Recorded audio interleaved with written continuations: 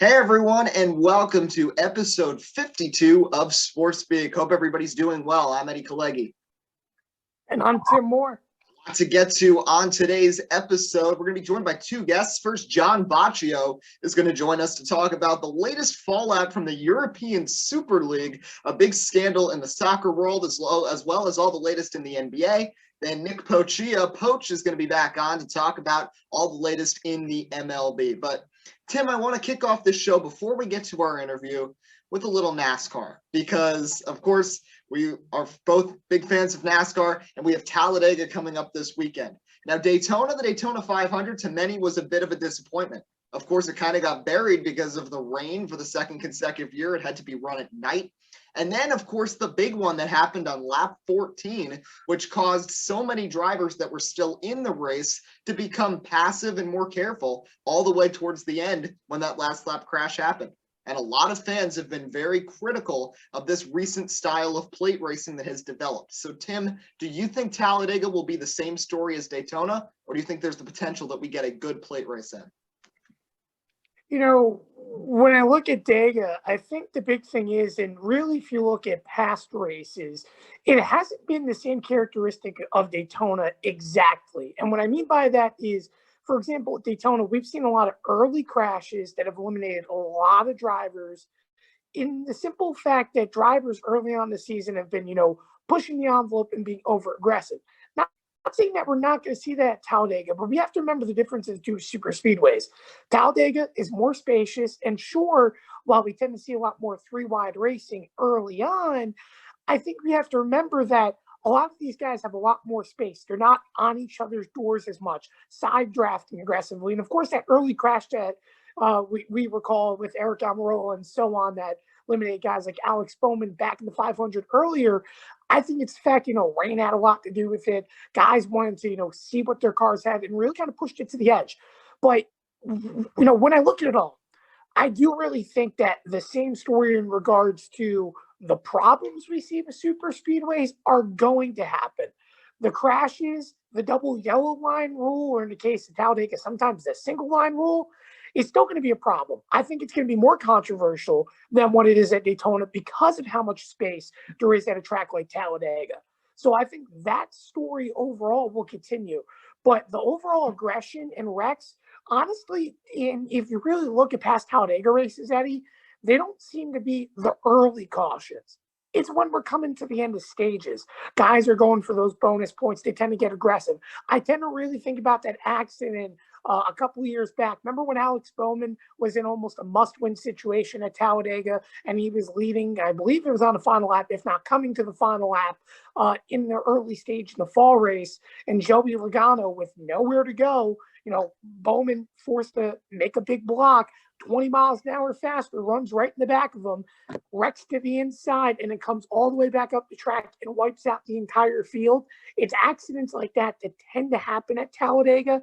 And I think that story is going to continue, but I don't think it's going to be early on in the race. It's going to be later on, I would say, towards the ends of stages, but also a lot of controversies, and I'm sure we'll talk about this a little bit too. A lot of controversies going in this week. How about Jennifer Jo Cobb not even being allowed to race? I thought that was pretty interesting. And needless to say, I think the field overall is going to be a little bit more mixed than we've seen a typical Daytona race that we saw in earlier on in the year. We're going to see guys maybe like Timmy Hill be competitive after a week off.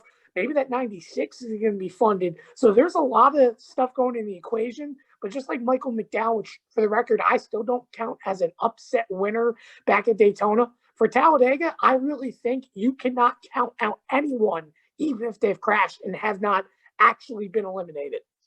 Well, except for Rick Ware Racing. But, I am saying the 90, that's true. Yeah, that's true. Yeah, they're not going to keep up with the pack. But the 96 is an interesting story with Harrison Burton because despite being, a part of a family that has had two very successful NASCAR Cup Series drivers, he's never gotten that same hype that you see from some of these guys, even like Ryan Blaney being related to Dave, of course, Chase Elliott being part of the Elliott family, and all these other historic NASCAR families. He's coming from a family with Ward Burton, a former Daytona 500 champion, Jeff Burton, who carved out a near 20-year NASCAR Cup Series career with several wins, doing well with Roush and with RCR.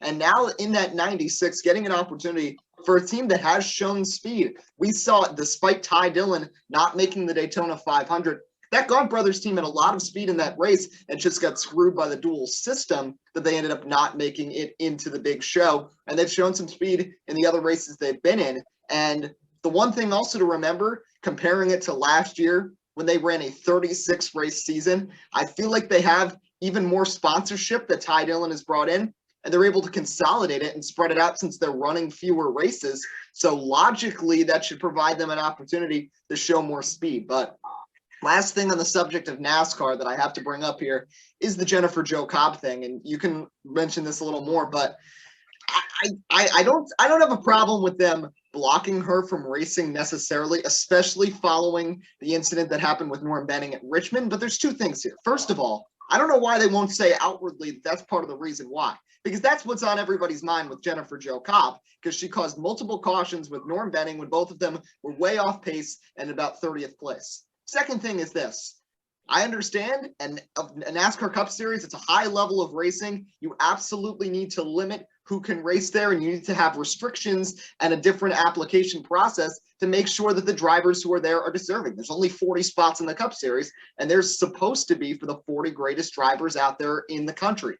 But with Jennifer Jo Cobb, how is Derek Cope allowed to run that 15 car at Daytona, despite being a former Daytona 500 champion? You have to at least, it's not based on your past resume. How about put them out on the track? Derek Cope was a danger on the track in the duel, a danger in the track in the 3 laps he ran at the Daytona 500. No slight towards him. He's a former 500 champion, but he's 60 years old. He should not be out there anymore. How is he cleared and Jennifer Jo Cobb isn't, Tim? Yeah, to me, I find it absolutely outrageous. And the fact of the matter is this, and you mentioned the Rick Ware cars in particular, none of those guys honestly have the resume to be on a track. How about Quinn Huff? You know, he almost wrecked Alex Bowman last week when he was going for the victory at Richmond in those closing laps. He has utterly no experience, yet he's allowed to drive in the Cup Series. So the fact of the matter is this, and listen, you can have your conspiracies, whatever. I will make the argument about this about Jennifer Jo Cobb. And yes, statistically, she has not been a good driver throughout her long career in NASCAR, but she's gone through a lot of adversities. Don't you remember that Mike Harmon situation that she had years ago? I mean, that's just one adversity of many. Being a woman in NASCAR is hard as it is. But the simple fact is this. You look at her career statistics, yes, she's never had a funded team. But she's almost kind of like a Landon Castle. And I know this sounds absolutely insane. But if you actually look at her career stats, with the exception of the casual start and parks that she was responsible for, she doesn't really crash, get into many accidents. Her incident with Norm Benning, if I'm being honest, in multiple instances in that case, was almost an anomaly. She rarely DNFs. She's rarely a problem. And I understand in terms of a cup race, you want the best of the best out there. And I'm not saying that she is a part of the best 40, but in my opinion, she's a lot more or less of a quote-unquote weapon or a problem compared to guys we just mentioned. For example, like you mentioned, Derek Cope. I find that problem to be an incredible issue when you have somebody incredibly off pace that's coasting on the apron and almost nearly merging on the track. That's not good. That could have been a deadly encounter. I don't care what you say. I mean, we've seen it before, you know, for example, Kevin LePage at Talladega. But the difference is that's not 50 miles an hour. That's someone getting up to speed. Thus, you can kind of impact for that a little bit. And even that situation was dangerous. The fact of the matter is, I don't understand NASCAR system, but you got to be fair if that's the case throughout every single situation. Because if you're telling me that it's because Jennifer Jo Cobb is not a top 40 driver, then you have to eliminate the bottom third of the entire Cup Series, because it's just teams literally, you know, having drivers that are buying rides in and just looking for opportunities, even if it's a start and park, just to get their name out there. And I'm not saying that's a problem, but if you're going to say that for Jennifer Jo Cobb, you have to hold every other driver to the same standard. Otherwise, there's going to be no fairness, and thus this is going to be a problem in the future. Absolutely. Like, You know me, and everybody who watches this show knows that I'm very critical of Rick Ware Racing, but I do understand their logic of trying to get charters and trying to build their program up to potentially in the next gen have a decent team, because we've seen what they've done in other motorsports. They have IndyCar, they have a nice IMSA program that's growing. Rick Ware is not a bad businessman by any standards, but if we're going to allow Cody Ware to have a ride 3 different times in the Cup Series, if Quinn Houff is able to race his 3rd full-time season, if Derek Cope is able to race the Daytona 500, Jennifer Jo Cobb needs to be held to that standard. Despite she hasn't had the best career, but you mentioned the adversity. She's a female in a sport dominated by males. She's also the only female boss really in the sport, running her own single car team, which she's had to do for the majority of her career. That's all I'm saying here. I just want them to have transparency, and I want it to be an even process for anybody who's trying to apply to race in the Cup Series, because it's such a unique opportunity to get to drive with 39 of your fellow competitors, of the best drivers out there. And I just want it to be a fair playing field. But let's move on right now to our first interview. We're going to be joined by John Boccio here to talk about all the latest craziness with the European Super League for soccer, as well as some news and notes in the NBA. So the latest news that really took the sports world by storm, literally there were actually people protesting in the streets of Europe. The latest news with the European Super League. So John Boccio is going to provide us a little more context on that situation and the latest, as well as some news and notes in the NBA. John, thanks for joining us here on Sports Speak. No problem. I'm excited to be here. All right, so let's talk about this European Super League thing, because I don't know much about soccer. I've watched the World Cup a couple of times, but all I see is that all of the best teams, all those household names for someone who doesn't watch soccer, the best Premier League teams, then Barcelona, teams like that, all trying to strip away from the typical UEFA Champions League and start their own Super League to share the pool of prizes. And of course, that's going to draw a lot of criticism. So can you tell us a little about that situation and where it stands right now? Of course I can. Where it stands right now is talks have been suspended. So Europe is happy right now. However, suspended does not mean done. So talks are still in the works. Barcelona, Juventus, and Real Madrid are still the 3 clubs that haven't technically pulled out of the Super League just yet. So they're trying to rework things. Obviously, huge money pool. I'm actually a Manchester City supporter. So to see my club join that was kind of a culture shock. Didn't know if I was going to be supporting them for much longer. Still am. We're all good, thankfully. But I mean, yeah, it was crazy at the time. Currently, as it stands, talks are suspended, but still possibility in this world. And Tim, of course, soccer is a totally different animal, because with the Champions League, we don't get that with any other sport. But do you think that this is really a growing issue we're seeing? Of course, this is just one example, but with teams in sports where they're kind of focused more on money and making money for themselves than actually doing what's best for their players or for their fan base? Well, yeah, I think that is a problem in sports right now. I mean, when you think about it in regards to, let's say, American professional sports, in regards to, let's say, baseball, or even, let's be honest, the NBA, where owners, for example, they want to expand other countries like China and so on, where, all they're focused on is really trying to draw in as much revenue. How about the NFL with their contracts, especially with televisions and so on?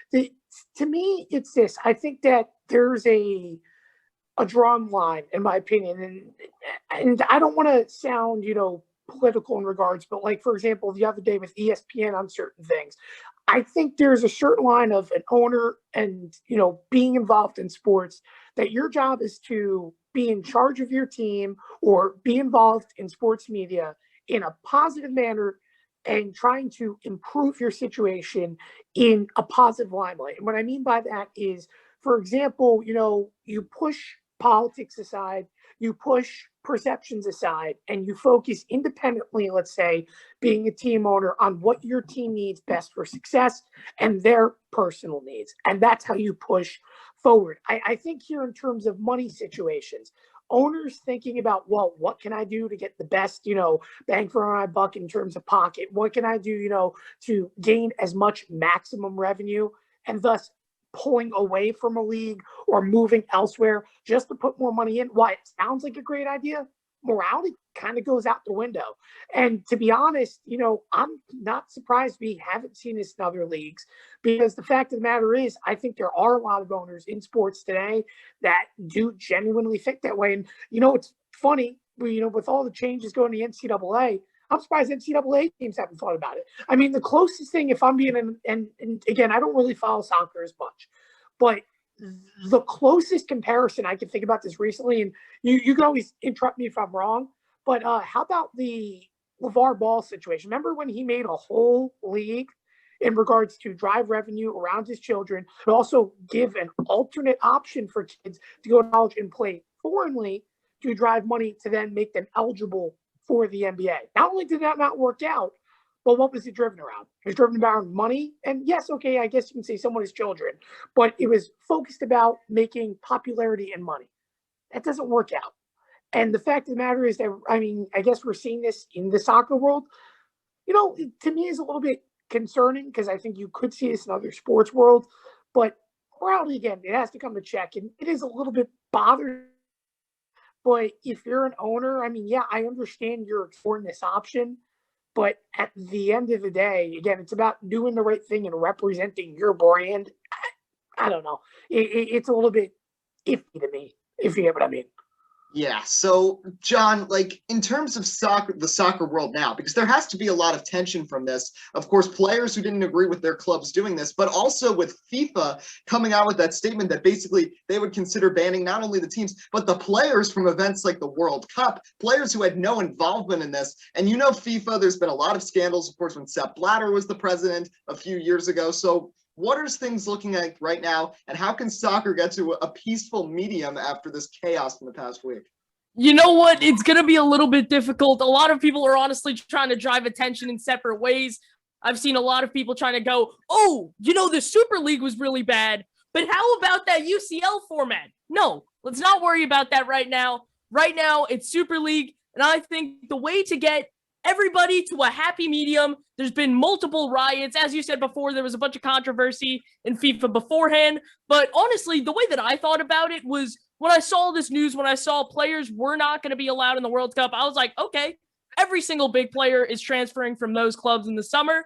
But now, obviously, with pulling out, as I said before, it's going to be a little bit more difficult to do so.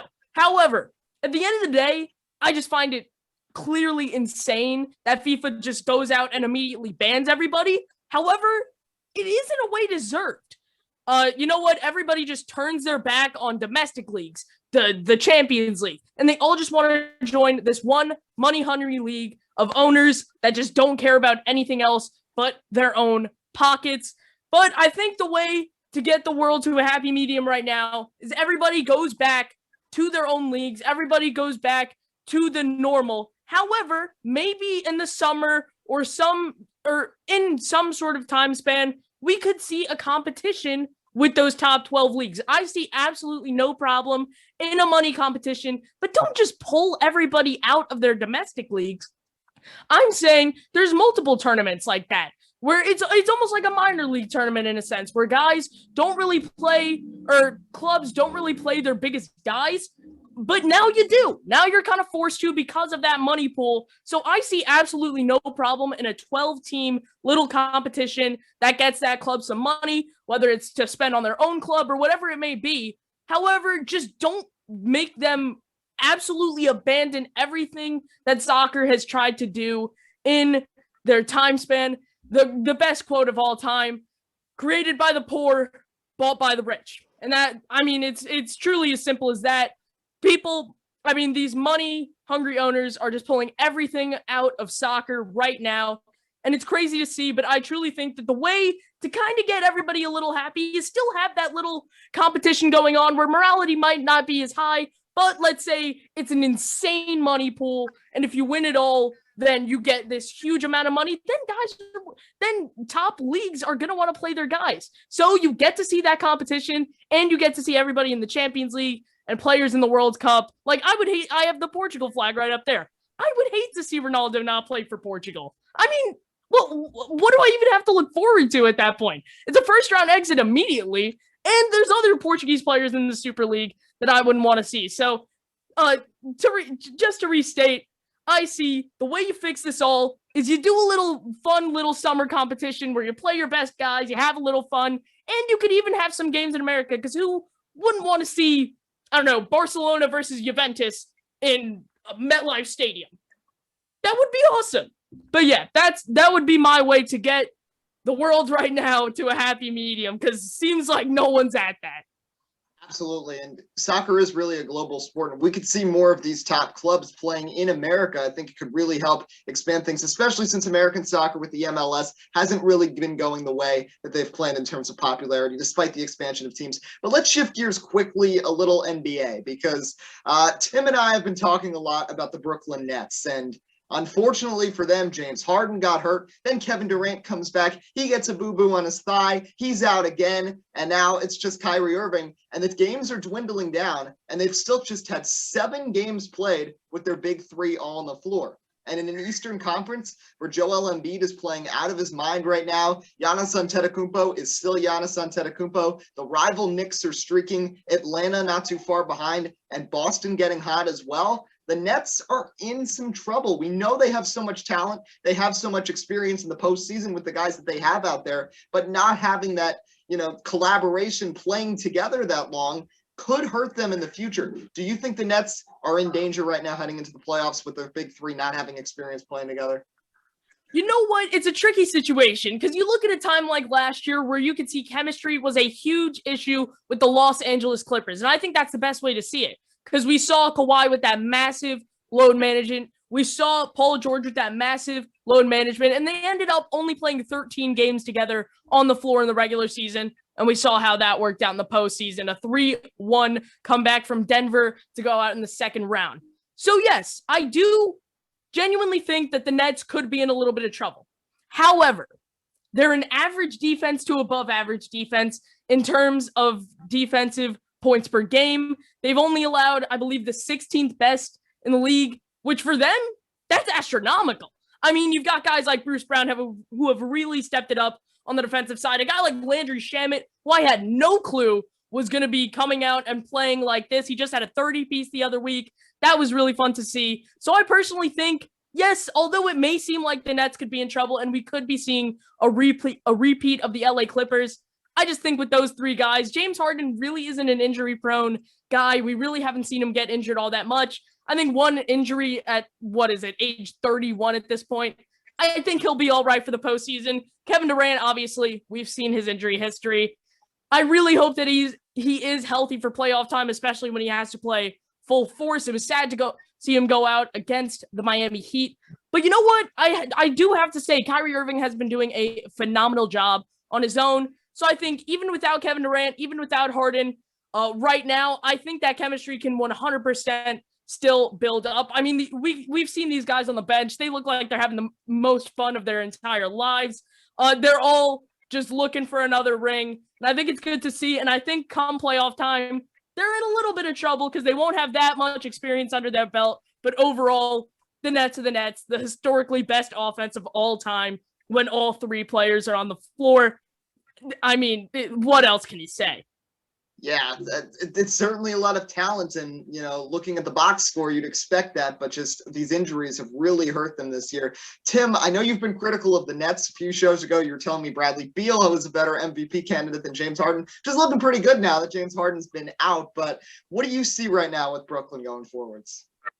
It continues to be the same story that we've talked about a few weeks ago. And the fact of the matter is this, and to be honest, when we last talked about this, I wasn't as concerned for the Nets because I was under the assumption that most of them will be healthy and playing together come the end of the season. But yet, and I don't want to take this away from another New York team that plays a different sport of its previous past, but I almost have to go with the New York Yankees reference of, well, you're always hurt. Things are always changing. It's a problem. And listen, we know, and you guys already mentioned it, we know how good this offense is going to be with Kyrie Irving, James Harden, and Kevin Durant on the floor. Their defense has stepped it up. I've been really impressed by Shaman. But the fact of the matter is this, if you're not healthy come the biggest games, you're not going to win. And it's that simple. And the fact of the matter is this is, listen, yeah, you can worry about chemistry and so on, but when I look at it for the Nets, it's just the simple fact of, are you going to be healthy? Because, and I know, yes, the Nets didn't have Kyrie Irving or Kevin Durant last year in the bubble. They played some good games, but we saw come playoff time exactly how that team had its weaknesses because of certain injuries that had gone on. It's the same fact of the matter here when we look at it. If they're healthy, they're going to be good. I'm not concerned. But if they continue to get hurt and they continue to go through the same story time in, time out, it's going to be a problem. It doesn't matter what seed they are in the Eastern Conference. Every team, it sounds weird because I didn't really think about it going to the start of this year. For example, I didn't expect the Knicks to rise to the occasion like they have right now. But you can almost make the argument, even though you could say the Eastern Conference is weaker, almost every Eastern Conference team that makes the playoffs this year and whoever wins the play-in games are going to be competitive. You can't count anyone out, which compared to the Western Conference, where you may be able to pick or pinpoint 4 or 5 good teams that have a chance at winning the Western Conference championship, you're going to have no idea in the East. And that's the big thing for the Nets, because if everyone's not healthy, I don't know if I can count on them in the big games. And Tim, to build off your point, I mean, the play-in tournament is crazy right now. We're seeing the Miami Heat in the play-in tournament. I believe the Boston Celtics currently have the 8th seed. I mean, what if, in a crazy hypothetical scenario, what if we see the Brooklyn Nets face off against the Miami Heat in the first round? They have got a tough 7-game series ahead of them. If they don't have that experience under their belt, I mean, we saw what happened with Miami and the Bucks last season. I think it's enough said. Their defense is absolutely incredible. Bam Adebayo is top 3 in DPOY candidacy right now. I mean, Jimmy Butler honestly could be an MVP candidate at this point. The only thing that would be holding him back is his team's record, and he missed the first 20 games of the season. So I think if we see a Miami versus Brooklyn Nets first round, then the Brooklyn Nets have to be scared. Right now, I think if they go up against like a Boston in the first round, or possibly an Indiana or a Chicago somehow, I think they don't have anything to worry about. If they see the South Beach men in round 1, we're getting into scary hours. I also think a matchup with the Knicks could be a little scary because, the Madison Square Garden would be all Knicks fans. And if it was in Brooklyn, let's be honest, it would probably be a lot of traveling Knicks fans to go fill up those seats at the Barclays Center. But John Boccio, thanks so much for joining us here. Provide some light on the Euro Super League and all the latest in the NBA. No problem. I'm glad to be on. All right, final segment here on episode 52 of Sports Speak with Tim Moore. I'm Eddie Kalegi. We're joined now by Nick Pocchia, to talk about all the latest with the Knicks and in the MLB. Poach, thanks for coming on. Thank you for having me, guys. Appreciate it. All right, let's start with the Knicks, since we just finished our conversation with John Boccio about the Nets. Well, the Knicks are playing their best basketball since arguably 2013, 8 consecutive wins right now, including some against some tough teams, including the Lakers, albeit them being shorthanded. But Julius Randle is really proving to be an MVP-level candidate. RJ Barrett is living up to the expectations, and the 2 rookies, Quickly and Toppin, are playing really well as well. Nick, where do you see this team going? They're at the 4 seed right now, still some games to go. But how are they looking heading into the playoffs? I mean, it's incredibly fun. First of all, I want to say I have not had a time in my life where I got a promising Mets team and a promising Knicks team at one time. So this is really incredible just to get that out of the way. First of all, who knows, right? At the start of the season, I would have been shocked to see the Knicks where they are right now. I mean, the potential feels limitless. It certainly isn't. Obviously, got some incredible teams at the top of the Eastern Conference. But what I will say is if the Knicks keep playing good basketball, secure that number 4 seed, host a playoff series in Madison Square Garden, I look at a couple of those teams. I think they could beat the Atlanta Hawks 7-game series, right? I can't promise you they could. I think they could give themselves a shot. I can't promise you they'd beat them, but I think this is a team that, if they lock up that 4 seed, I think could win a playoff series.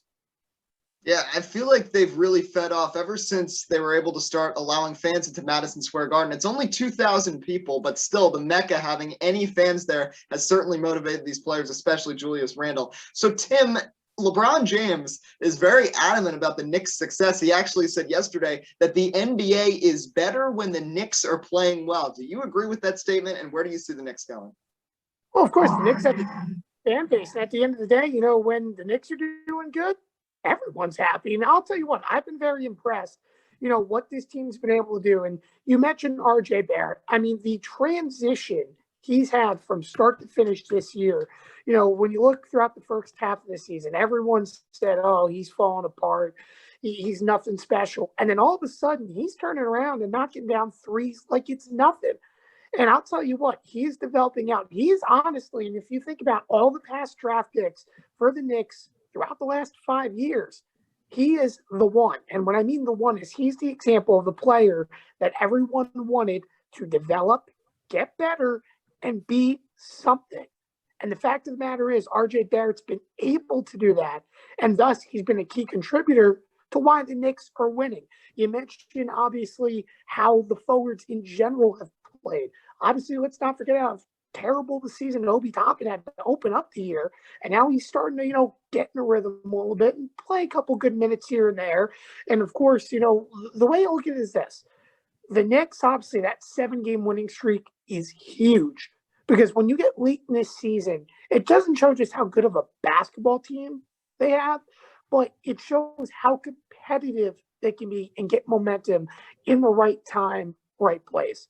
And you mentioned that 4 seed. If I'm not mistaken, right now they're still battling with the 5. At least they had a tie for the 5 going to yesterday, if I remember correctly.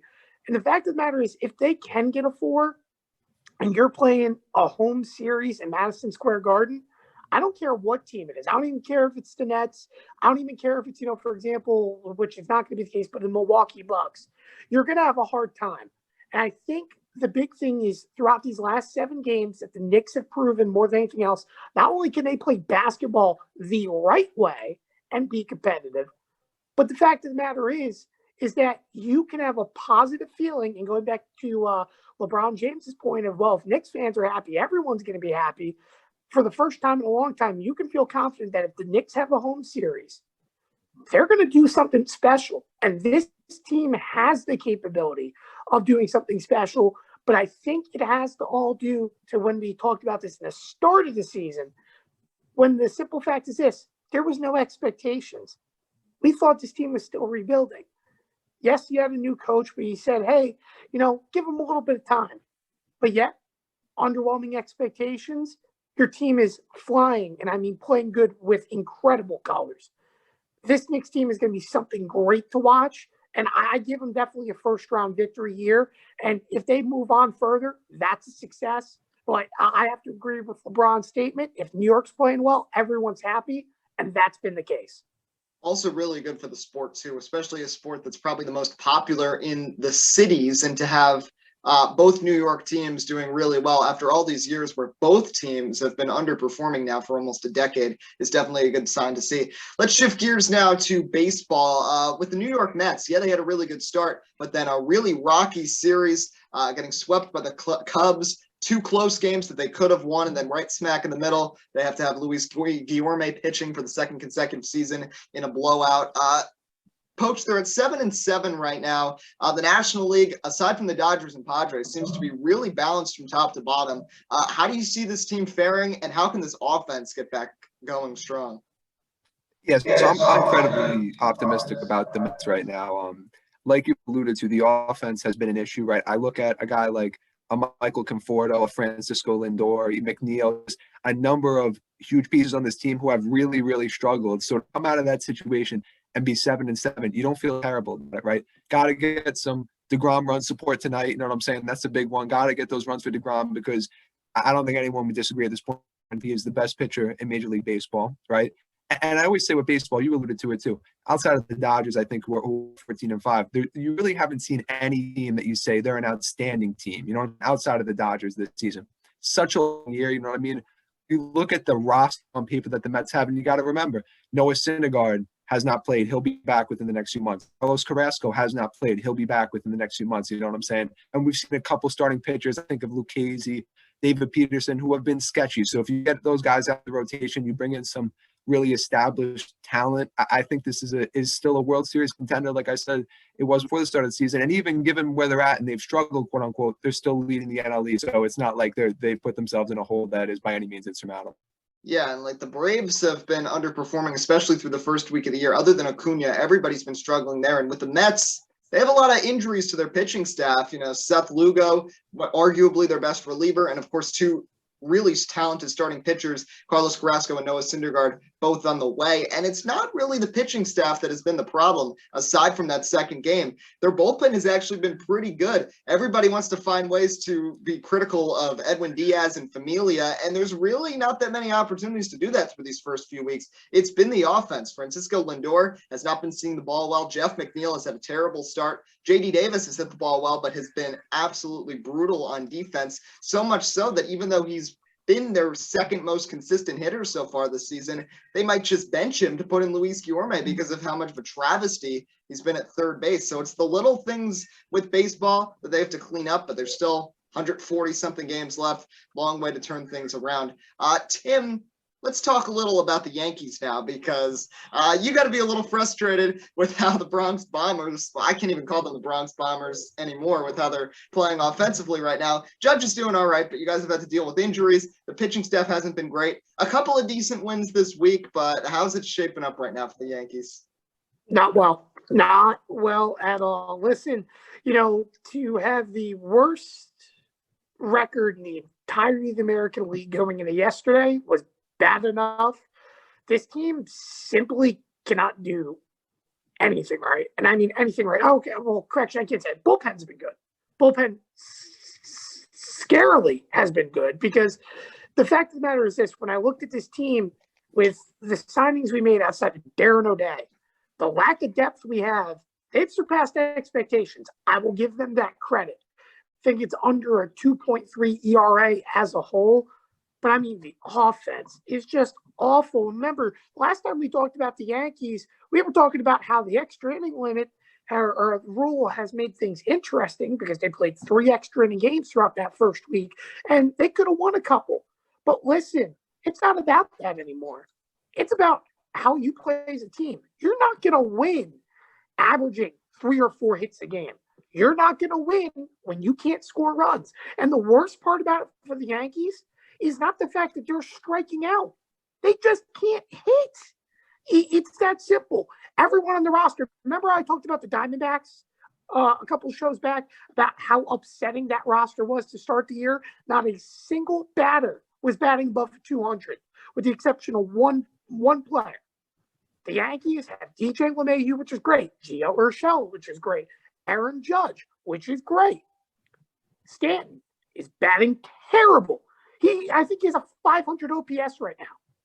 Gleyber Torres, under 200. Gary Sanchez is right on that borderline, but soon he'll be there. I mean, those are supposed to be 3 big players for the Yankees. Aaron Hicks, I already complained about his inconsistencies in the past. I don't think I need to talk more about that. But the fact that he, too, is so streaky, it's a problem. But I'm going to say this one last point about the Yankees, other than the fact that the struggles are frustrating. Sure, the last few games, we've won a couple. We have to look at how we won them. We won, sure, we got 2 hits, set runners up in scoring position. We took the lead via a wild pitch and walked with the bases loaded. We couldn't hit any runners in. We popped up 3 times against Atlanta. Yesterday, we got walked, 11, 12 times? You should win a baseball game when you get walked 11, 12 times, no matter how bad your team is offensively. And even in that situation, we stranded the bases loaded twice. You could have scored 11, 12 runs and said, yeah, okay, you scored 6, you got 10 hits, thankfully. But let's not forget that the Cleveland Indians have been one of the worst pitching teams in baseball for years since they last made that World Series. I mean, the struggles in Cleveland literally have been, they walk hitters. Sure, they have a couple good starters that can, strike people out, be effective, whatever. But then that's it. Sure, Garrett Cole versus Shane Bieber is going to be a great matchup, but it's not going to do anything when the Yankees can't give him run support and he has 1 hit. And the fact that the starting pitcher can't go past 5 innings outside of Garrett Cole is a problem. This bullpen is going to take wear and tear, and it's going to continue to be problematic. But again, to my last point here, this is a product and a result of what happens when you get complacent. What makes the difference from the Los Angeles Dodgers to the New York Yankees is this simple. You want to talk about a new dynasty? The Dodgers are that because they're not complacent. They won a World Series last year. What did they do? They bolstered their rotation. They got Trevor Bauer. Sure, they had to sacrifice Jock Peterson, but they utilized their depth and their opportunities to try to better their roster. Tell me when the last offensive change the Yankees actually made. Sure, you got Rugen Odor. Sure, you got Jay Bruce. Really? League minimum contracts? And I'm not saying you have to go sign a superstar, but it's been the same problem. And if I'm being honest, this goes all the way back to 2009. Think about that era. The Yankees didn't have change until the core four retired. Mark Teixeira was still in the infield. Alex Rodriguez was your corner infielder. Dang, even the outfield was still the same. That's the reason why they never won another World Series. Sure, the pitching changed. You got out Javier Vasquez, Bartolo Colon, and all these other people. Sure, you made couple changes. We got Masahiro Tanaka. But things stayed the same. And that's the problem with this Yankee system. We've had Judge for years. Not saying that Judge is a problem, but we've had him for years. The baby bombers are no longer existent. That was now 5 years ago. Your time is running out, and you're keeping the same roster. And remember, last year, come deadline time, what did I complain about? Complacent teams don't win. Brian Cashman doesn't make the moves when it matters, and now he's wondering why fans are backfiring? That's the true problem. When you are complacent, you won't win, and that's why the Dodgers are going to continue to be successful year in and year out, while the Yankees will continue to make it as far as maybe the ALCS. And I'm not saying they're not going to win a World Series this year, but when you're complacent and you don't make change, you just won't win in sports, and it's that simple. I mean, I don't know how many more examples I have to give about the Dodgers. Manny Machado, that ring a bell when they traded for him? How about all the other moves they made during past off seasons? Sure, okay, it didn't pan out when the Nationals won the World Series, but at least they made it far. The Yankees haven't made it far. It's like we've been doomed and cursed ever since Judge played New York, and Boston. And that's what the most irritating part is to me, is just the simple fact that it's been the same team, the same look, same inconsistencies. Sure, you struggle with runners in scoring position. That's fine. I get it. Every team has a weakness. But don't act like this team is perfect and World Series bound when you won't be willing to make changes that have been prevalent for seasons. It could be avoided, but yet it's not. There's so many issues, too, with this Yankees team, and it just keeps repeating itself. And you wonder, how good is this roster even talent-wise? I mean, so many times they've come up short in the World Series, and yeah, the names are all there. It's just like what we were talking about with the Nets, but you don't know how well they can capitalize in the playoffs. But I feel like, and Poach, maybe you can add a little to this, like, I feel like there's a level of complacency that really exists in baseball. Like, thinking about the Cubs, the Royals. When you win that one World Series, you're like, all right, we got it. And then the next year, the team is 500. And we see that almost every single season now. We don't see dynasties like we saw in football with the Patriots, like we saw in the NBA with Golden State or with the Bulls or with the Heat, where teams try to bolster and win a couple championships. Other than the Yankees and then the Giants winning those couple in 3 years, like, we don't see that in baseball. And I feel like that's an issue. And maybe the Dodgers are changing it, but I also feel like the Dodgers are sort of pressured because of all those heartbreaking losses they had for 4 years. And then so many people are discrediting that World Series last year because so many people don't even want to consider that season with the experimental rules, the 60 games, the weird playoffs, the no home field advantage all season, that they want to win a real World Series. So I feel like that's part of the thing. But do you think there's an issue with teams being too complacent? And what do you see with the Yankees going forwards? Yeah, it's a complex issue. You guys make a lot of good points, for sure. I think I would almost compare the LA Dodgers to what we saw the Lakers do in the NBA. You know what I'm saying? Winning that championship, the illegitimate championship, quote unquote, and saying, okay, we won this championship. We're going to go get a Dennis Schroeder. We're going to get a Montrezl Harrell, obviously. The Dodgers bringing in a guy like Trevor Bauer is going to take your pitching staff to that next level. It's a fascinating thing, right? Because a couple of the teams you brought up, the Cleveland Indians and the Kansas City Royals, teams that would put up great teams. I think a unique challenge for them is being a small market team. They feel like we hit on all cylinders. We had all these guys in their prime, and they them back. You know what I'm saying? We saw obviously Francisco Lindor be dealt to the Mets because the Indians said we don't got the money, right? And they immediately kind of pivot to let's draft the next Lindor and the next so and so. You know what I'm saying? The Yankees are an interesting situation, right? Because obviously they don't have that problem. When I think of well-funded teams, I think of the New York Yankees, I think of the LA Dodgers. You know what I'm saying? So it's a very fascinating situation. I think some of that's from Yankees management and Brian Cashman, as Tim alluded to, and you start to wonder, what's Brian Cashman doing? What's his future with the team? You know what I'm saying? But to put the brakes on that a little bit, obviously, I feel that way, but I think this Yankees roster is still incredible. The thing I said about the Mets, we got a long season. Garrett Cole is outstanding. Even some of the guys that Tim discussed are struggling right now, absolutely feel the same way about it. You know what I'm saying? I don't anticipate John Stanton continue at the pace he's at now. Same way I don't expect Jeff McNeil for the Mets to continue hitting the way he is. I think it's a long season. I know the Yankee expectation of winning. I haven't grown up with that. I'm a Met fan. There's no expectation of winning. It's like a surprise when we get it. So, you know, in the 27 championships, I think you guys will be fine. Yeah, absolutely. And just the Yankees, you know, things are going to turn around eventually. And just thinking about what they've done with all these injuries the last couple of years, and they still make the playoffs and they still contend for a World Series. I mean, as a Mets fan, I'm still jealous when these Yankees teams are complaining, yet they're still making the playoffs. They're still getting to Game 7 of the ALCS, yet the Mets, I mean, they made the playoffs twice in the last 15 years. But last topic I want to talk about, the Dodgers and Padres, who are arguably two of the best teams in baseball. And I think it's really good for baseball that both these teams, there's a lot of passion on those teams, of course, with Machado and Mookie Betts and Bellinger and Trevor Bauer facing off with each other. And 4 games so far, all 4 have gone down to the wire, and a lot of really good ratings for baseball as well. Poach, I'm going to leave it with this. Do you think this is really good for the sport now that the Dodgers and Padres are developing a new rivalry, especially when the bigger rivalries like Yankees-Red Sox, Boston's not as good, Dodgers-Giants, San Francisco is not as good anymore? Think this is good for the sport? And who do you think ultimately prevails in the NFC, the NL West? I think it's great for the sport. The same way I think the Clippers and the Lakers were great for the sport last year. I remember looking forward to some of those Lakers-Clippers matchups, thinking this is very great, this is very exciting, you know what I'm saying? And especially, like you discussed, a lot of the teams with rivalries, not to say all of them, are generally, you know, East Coast teams, you know what I'm saying? So to see that type of passion for baseball, you know what I'm saying, obviously the passion's been there, but to see a really prime time, exciting, nationalized rivalry on the West Coast, especially, you know, in that California area, I think it's tremendous.